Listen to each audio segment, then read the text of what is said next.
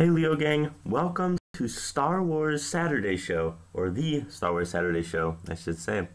I'm your host for today, Vince, and I used to have an show, and it revolved all around movies. It could be comic books I felt like I needed to talk about, but for me, things I love talking about is Star Wars, and we've seen a lot of the comments, and the little logo in the corner has a Star Wars on it. So for today, and let's talk Star Wars. So let's get into it. So let me just do a little brief recap. I'm going to touch up on the video games. I'll touch up on the shows, the movies, whatever theories, whatever I feel like talking about. So let's start with this first off. So today, EA now has official Hoth skins for all the Battlefront characters like Luke, Han, and Leia. However, the controversy behind it is the fact that EA doesn't really give us much content to begin with. And from the previous game, there aren't anything new. Being said, it takes 9... What's going on there? To me, I'd rather pay $2.99 or whatever EA originally had in store to get these skins in a matter of 2 days. I think that this move is incredibly cheap, and I don't get it. And quite honestly, the Clone Wars content, it's not. You only have two, prequel era characters from that's Yoda and Maul. We doesn't, or if Boba or Boss count, but why even are we know that original intent was for, the original trilogy era. So it's hard for me to position my head because I keep going back and forth like this, position myself. But we need more Clone Wars era content or prequel era content, whatever you want to call it. It doesn't, or if it's as simple as Dooku or Obi-Wan, no matter who it may be, characters. It's crazy to think that we got Finn before Obi-Wan. Think about that a second. It's mind-boggling. The fact that we Dooku, it's very interesting, the layout of this game, and the fact that it takes 9 weeks to get 3 skins that we, because Hoth was already original planet. Understand if they were the Last Jedi skins, that would make sense, or for Han Solo Force Awakens. And Hoth came out when the game came out. That skin is for Hoth, the planet's already existing. I think it's really stupid, and it's really showing you that EA isn't working on this hard enough, I guess we could say. We make new updates every week. We can get it once a month. So that being said, that's all the news for Battlefront. Called Star Wars Rebels, ends starting at 8:30.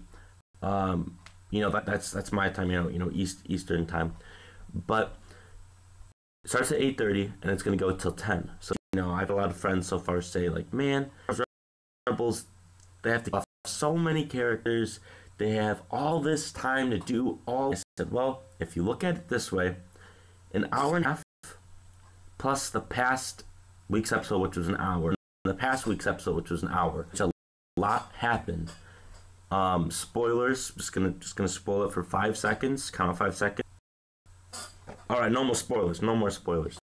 So they have, everything with Ahsoka. They're going in certain directions. Many characters as they can. I hate to say. Being said,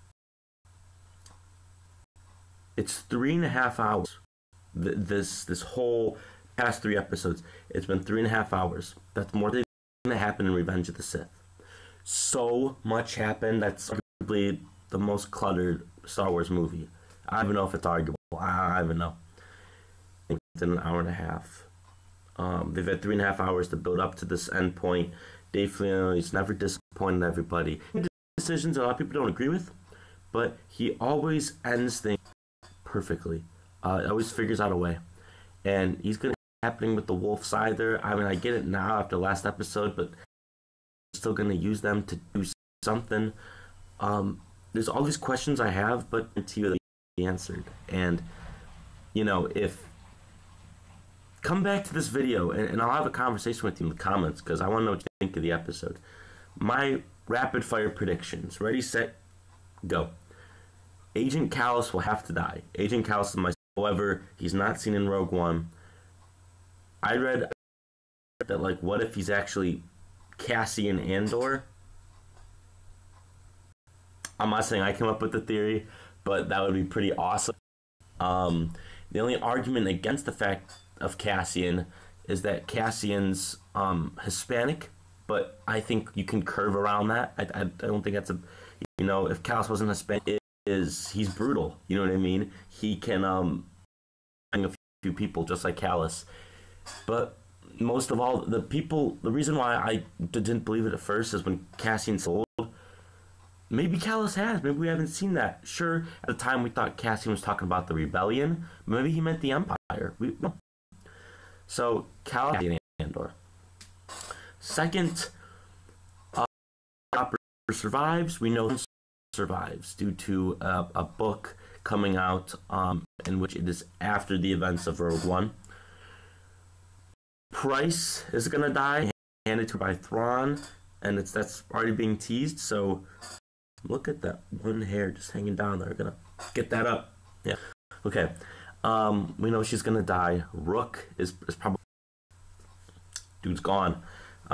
He's just and then, you know, Zeb's gonna have to go. Everybody else, like Hondo, you can keep him alive. You can keep Rex alive. You know, they'll be okay. Sabine can go back to Mandalore. My prediction is that it's the show's gonna end with like everybody dying. It's, you know what I mean. And the very, very end shot of the show will be Tarkin going to talk with Director Krennic. I would like that, or Castle. Vader's castle will be in this episode. Do said. That's my prediction. Now, little theory on the throw. What's going on? All right. My last thing I'm gonna. How do I say this? Last thing I'm going to talk about Star Wars Rebels is this. Last week's episode, we saw... I don't know how to explain it. It's the Lothal Jedi Temple and all this trippy stuff happens. However, Star Wars Rebels has no room for... The villain in that episode is an old guy who hunches over with a little tarp on his head. He looks like the Vader's castle, looks just like him, and I've seen theory that is that guy. However, at the end of the episode, it looks like he gets trapped inside the temple. Look, Snoke theories are the stupidest thing ever because Snoke turned out to be nobody. It was a giant FU to the audience. Something that Dave Filoni has received a lot of backlash on Facebook is that he doesn't tie in the new trilogy enough to Rebels. Once he heard that cross-guard green light Ezra had to reflect Kylo Ren's design on the Malachor episode, season 2 finale, what if that was Filoni's tie-in to make that be bigger than Death Troopers? And Death Troopers are sizably much than a normal Stormtrooper. So if he was the same height as them and he was hunched over, imagine how tall he would be if he was stretched up all the way. Huge dude who was an Empire sympathizer, got trapped inside a Jedi temple, and learned all the secrets of the Force. We know that Snoke was... Maybe he just had teachings on both sides, which could happen in that Jedi temple. It's worth thinking about. Also, the Grand Inquisitor, there was an episode in season 2. Maybe he trains really Imperial dude. Look, once again, Snoke theories are stupid, but Filoni at the second to last episode would not just significance. Think about it.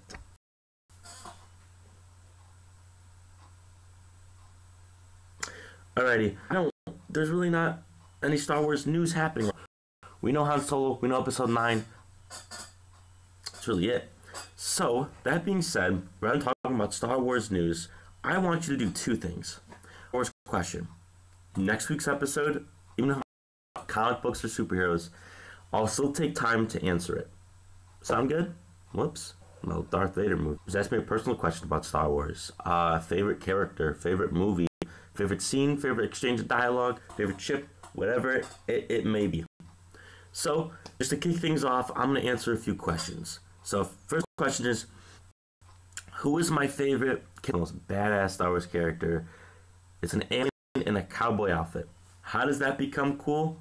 I don't know, but not every bounty hunter just takes on a Jedi. And his voice is really cool. Get this to 20 thumbs up. I'll do my impression next week, because I can do a Killer Cad Bane. Who is my favorite Sith? If we're counting Kylo Ren as a Sith, I would go with Count Dooku. Not the Old Republic era. Okay, favorite commander? Honestly, it's a tie between Wolf, Gree, and favorite Jedi? Plo Koon, no doubt. So who's my favorite out of Finn, Poe, and Rey? Easily Poe. He's my favorite good guy in the movies. He's my favorite good guy. So my three favorite good guys are Poe, Captain Cassian Andor, and this is in the movies. And Plo Koon. Fifth or fourth, probably Han Solo. No, favorite over Poe.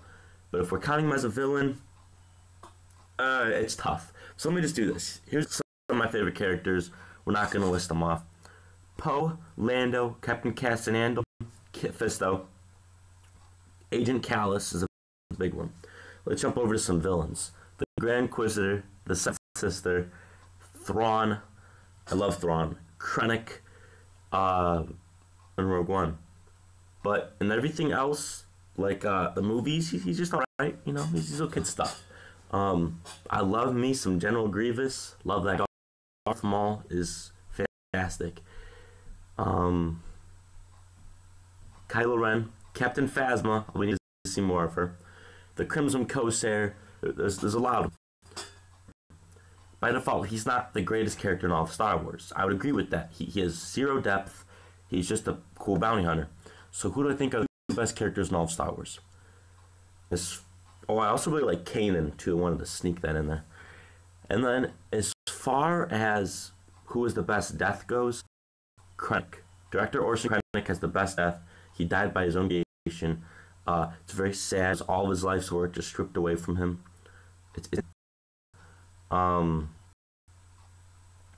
What made me love Star Wars? Growing up, I fell in love with it. You know, I was always a really rowdy kid during a movie, but then when I saw Star Wars, I was utterly distracted, and I actually watched it. It all started with playing Lego Star Wars video games. Those are absolutely amazing. I'm sure most of you absolutely love those games. They're fantastic. What's my Star Wars collection like? Well, I have a couple Funko Pops, Black Series figures, super limited. However, the Scarif Stormtrooper, favorite Stormtrooper design of all time. I love Star Wars books. So this is the art of Rogue One. I actually want to become a fashion designer. Behind the costumes, different planets. If you've not picked up these books, they're like $20 on Amazon. I would highly recommend it. Fantastic books, and they really give you a lot of our history. Also being on Sabine's alright, but most of all, I love Ralph McQuarrie. That is made Star Wars what it is. He, embodied Lucas's vision. Look it up. And Star Wars Rebels is a love letter, essentially, to Ralph. A lot of those designs, like the ATDP show, that's the original concept art for the ATST, etc., etc. Well, with that, remember, feel free to subscribe. Remember this, though. Leave me a comment of any Star Wars. I do have a Last Jedi review on our channel. I recommend that you watch it because it really expresses my opinions. Bottom line is, I don't like it. But I have logical reasons as to why. But if you do, I'd love to talk to you about it. Like at home. Who's your favorite characters? I want all of it. What's my favorite movie? The Force Awakens. What is my favorite scene in The Force Awakens? I can talk about this all day, so I'd love to talk about it once again with you. Any questions you have, I'll answer them next week. This has been the Star Wars Saturday Show. I'm your host, Vince. Right now you're listening to the Leo Bros channel, and thanks so much for your support. Greatly appreciate it. I host with my man, Al. Al is my best friend. and we started this channel so we can continue that friendship. Unfortunately, he moved, so this is mine. I kind of archive our friendship. That being said, guys, thanks so much for watching. Thanks for being a part of the Leo gang, your family. Thank you so much for watching. I'll see you guys. May the Force be with you.